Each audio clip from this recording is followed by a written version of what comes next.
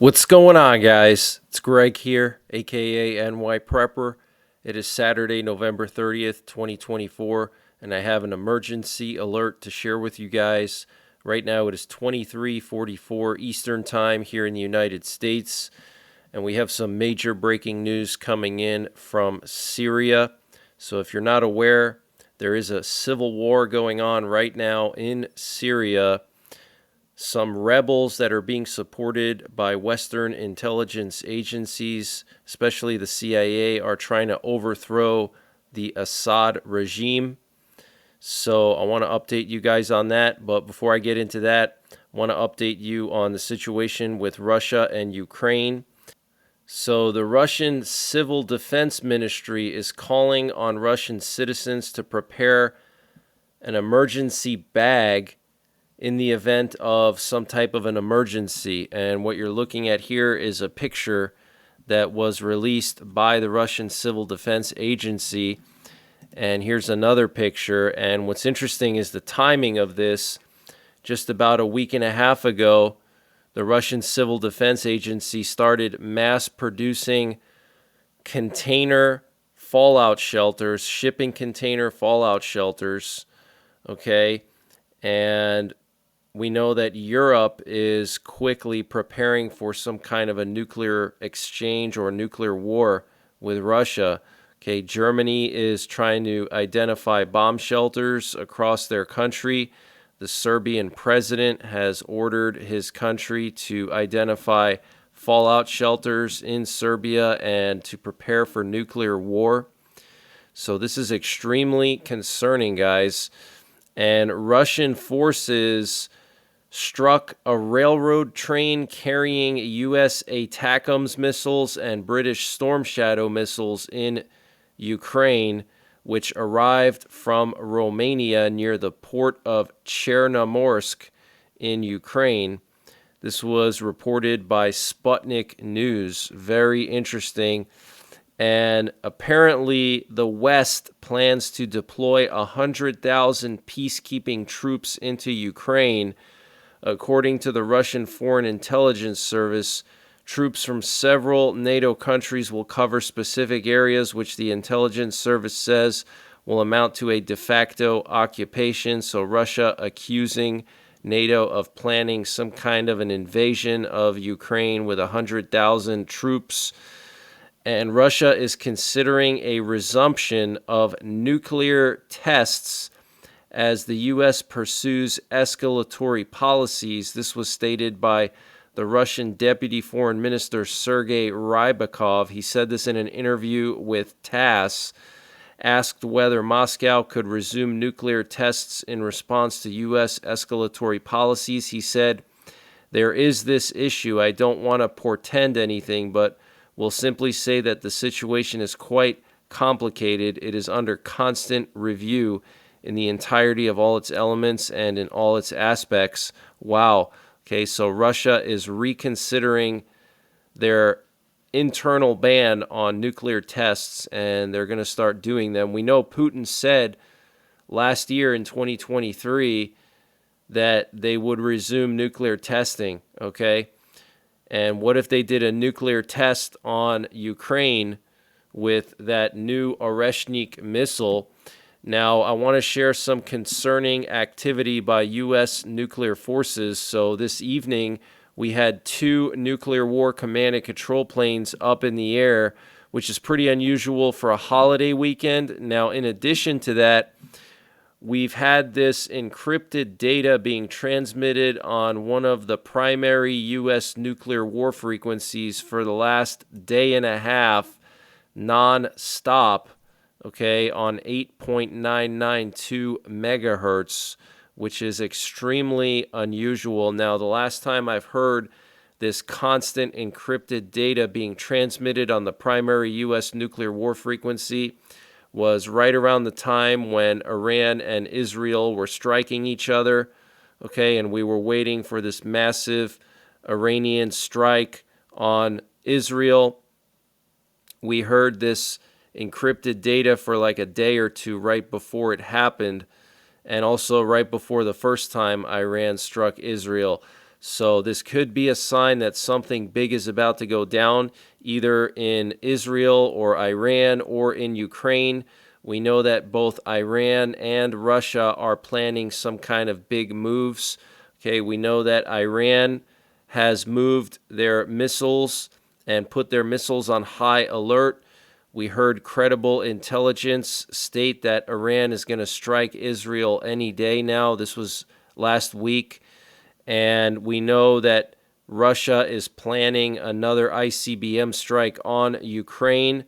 Putin himself said at the CSTO meeting in Kazakhstan that they would go for decision-making centers this time, okay, in Kyiv, all right? So potentially going after Zelensky and maybe the defense ministry, maybe the intelligence services, maybe the parliament of Ukraine, okay? And Putin also said that the Oreshnik missile could have the same effect as a nuclear attack, okay, if they target multiple areas across Ukraine simultaneously with multiple missiles at the same time. Okay, so very serious situation, but let me play this data for you. It's ongoing right now as we speak. Very unusual.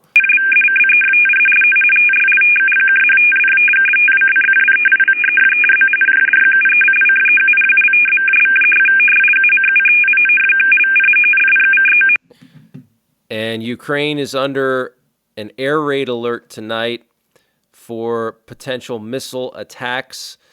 There were some explosions in the Saratov region of Russia earlier this evening. And what's interesting is Saratov is where the Engels air base is located. And Russia, over the weekend, has started to move bombers to Engels air base from other bomber bases. One in the Russian Far East, the Ukrainka air base. They moved at least 4 Tu-95s to Engels from there, and then they also moved several from the Alenia air base up in the Kola Peninsula next to northern Finland. So they're basically redeploying all these bombers at Engels, which is the closest bomber base to Ukraine, which means that they're planning some kind of a massive strike in the coming days, potentially simultaneously as the ICBM strike they're planning. So this is very concerning, but some kind of an explosion in Saratov, Russia recently. And the leader of Syria, Bashar al-Assad, is reportedly hiding in Moscow as a full-blown civil war has erupted in Syria. He held an important meeting with his Russian counterpart, Vladimir Putin, in the Kremlin on Friday during an unannounced visit. Syrian opposition forces have already seized the entire city of Aleppo and Hama. Okay, so the Syrian rebels, the anti-Assad rebels, have seized all of Aleppo and Hama. This is very, very concerning. And we did hear some reports earlier that there was even gunfights in Damascus. Okay. And according to local Syrian media, the Russian military is closing all of its bases in the provinces of Aleppo, Hama, and Deir ez-Zor in Syria, and is evacuating the Hmaimim air base in the west of the country. Okay, so Russia closing their bases, evacuating as these rebels come through the area. And the U.S. National Security Council released a statement today saying that they are closely monitoring the situation in Syria and have been in contact with regional capitals over the past 48 hours. They said that Assad's refusal to engage in political process and reliance on Russia and Iran have created the current conditions. And the anti-Assad U.S.-backed Syrian Democratic Forces advanced near the Euphrates River, and Iraq announced that it has shut its border with Syria entirely. And the Syrian army, which is Assad's army, is continuing to mass forces near Hama, reportedly to conduct some kind of a counterstrike with the support of Russian air power. We'll see how that goes. I don't think it's going to work out too well.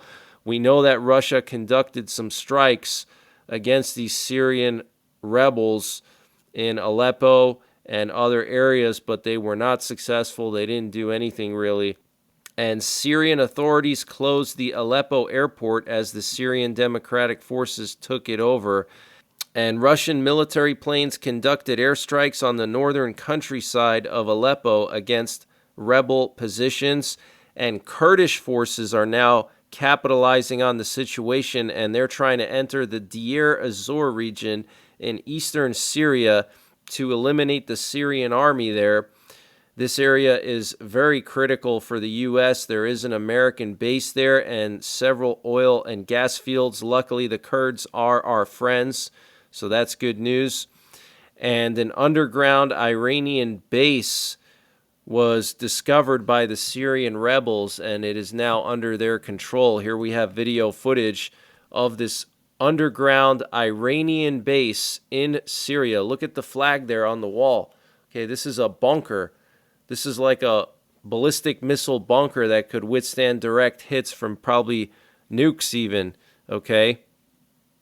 And Syrian channels are reporting that the rebels have taken control of several weapons manufacturing plants near the city of Al-Safira in the Aleppo region, with these factories previously used for the production and storage of chemical weapons that the Assad regime used on civilian centers across northern and western Syria. If you remember, back when Obama was president, Obama made up these red lines and threatened Assad, saying that if Assad used chemical weapons, that the U.S. would get involved, and nothing ended up happening, and Obama made a fool out of himself. Well, Trump was actually very anti-Assad, and none of that chemical weapons stuff was going on when Trump was in office. But this is very, very interesting. Okay, so the Syrian rebels have taken control of some weapons manufacturing plants in the Aleppo region used to make chemical weapons. And the Israeli military is preparing for the possibility of military operations and airstrikes in Syria, driven by concerns that strategic weapons, both ballistic missiles and chemical weapons, might fall into the hands of jihadist groups. So looks like Israel is going to try to get involved here to secure these strategic weapons so they don't go into the wrong hands. And we're hearing now that the rebels are near the city of Homs, which is approximately 96 miles from Tartus, Russia's only naval base on the Mediterranean. The rapid advance puts Moscow's critical outpost within striking distance, threatening its control over the region. Tartus is essential to Russian naval operations, offering warm water access and a platform to project power across Europe, North Africa, and the Middle East. Established during Soviet times, it enables resupply and repairs, avoiding long returns to Black Sea ports. More than a military hub, Tartus is key to Russia's geopolitical strategy, anchoring Assad's survival and countering NATO influence. A rebel breakthrough in Homs could sever Assad's access to the coast, jeopardizing Russia's foothold and global ambitions. So this is serious, guys, okay? Russia's only naval base in the Mediterranean is now being threatened by these rebels, okay? And Iran could acquire a nuclear weapon within months, said Nicholas Lerner, the French Foreign Intelligence Service spy chief. That's very concerning. And thousands of demonstrators gathered late on Saturday in the Republic of Georgia's capital, Tbilisi, building barricades, breaking windows, and setting off fireworks outside the parliament in protest against the government, which called off talks to join the EU. The current pro-EU president there said the parliament is not legitimate and that she is the only legitimate institution left in the country, and she will not step down from her post as president until a legitimate parliament is formed. The U.S. State Department said now that they are suspending their strategic partnership agreement with Georgia.